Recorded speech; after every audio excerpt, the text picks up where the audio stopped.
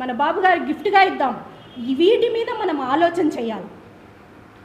అలా ఆలోచన చేసి మనమందరము కూడా ఒక సఖ్యతగా, ఒక యూనిటీగా, కడప జిల్లాలో తెలుగుదేశం పార్టీ అంటే సఖ్యత లేని పార్టీ, ఒకరిలో ఒకరు లేరు అనేదానికి మళ్ళా నువ్వు ఆజ్యం పోస్తున్నట్లు మళ్ళీ ఈ రకంగా మీరు జిమ్ముక్కులు చేయడం వల్ల నష్టపోయేది మన పార్టీనే.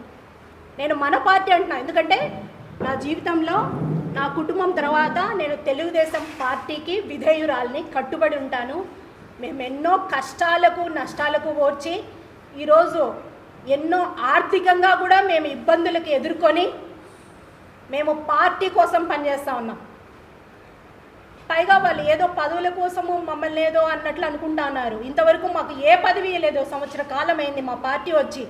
ఈ సంవత్సర కాలంలో మేము 10-12 సార్లు బాబు గారిని కానీ మా అన్న లోకేష్ గారిని కానీ మేము కలవడం జరిగింది. అన్న కూడా మాట్లాడుతూ ఉన్నారు అన్ని విషయాల గురించి కూడా.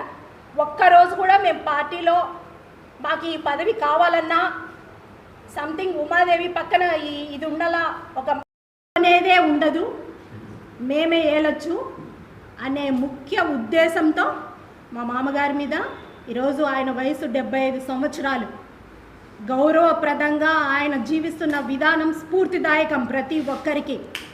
ఎక్కడే కానీ ఒక మచ్చలేని వ్యక్తి, ఎన్నో అక్రమ కేసులు ధైర్యంగా ఎదుర్కొని ముందుకెళ్ళిన వీరుడైన ఈరోజు ఆయన మీద ఈ రకంగా బురద చల్లడం కోసం ఇవన్నీ కూడా ఒక అంటే ఆయనకు చేతనైన విద్య అని మేము చెప్పాలా? ఒక రకంగా చెప్పాలంటే వాసన్న గారికి చేతనైన విద్య ఉన్నట్లుంది.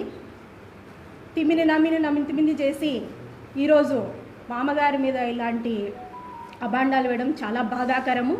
ఇదేదో సిల్లిగా చిన్నపిల్లలు కనుక కొట్లాడుకున్నట్లు తెలుగుదేశం పార్టీలో మనమే ఇలా ఉంటే రేపు మహానాడులో ఎలా అనే ఒక చిన్న సంస్కారం కూడా వారికి లేకుండా నేను ఆ మినీ మహానాడులో మరి ప్రస్తావించాల్సిన టాపికే కాదు. వీలైతే వైసీపీ వాళ్ళని ఎదుర్కోండి, వీలైతే జగన్ గారిని ఎదుర్కోండి, వీలైతే తెలుగు పూర్తిని నింపి అందరి చేత నామినేషన్లు వేపించి వాళ్ళు కూడా గెలవాలా. మన తెలుగుదేశం పార్టీకి సంబంధించి చాలా డివిజన్లు మనం కొల్లగొట్టాలా.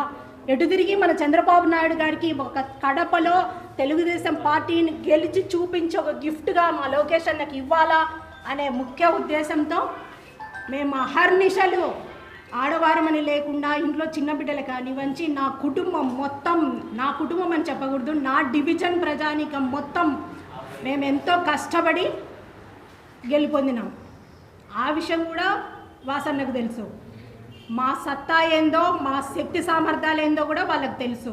ఈరోజు కేవలం వాళ్ళ ఉనికిని కాపాడుకోవడం కోసం కేవలం తెలుగుదేశం పార్టీలో లక్ష్మిరెడ్డి కుటుంబం, ఉమా అనే వాళ్ళు ఉండకూడదు, ఏకఛత్రాధిపత్యంగా మేమే ఏలాలా కడపను.